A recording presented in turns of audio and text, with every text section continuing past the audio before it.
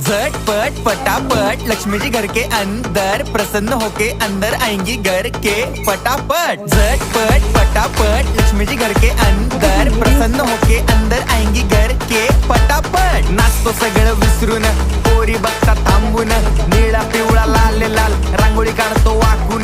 सणासुदीला रांगोळी काढ, भाऊचा बर्थडे रांगोळी काढ, नवीन वर्ष रांगोळी काढ, कलर उरला रांगोळी काढ।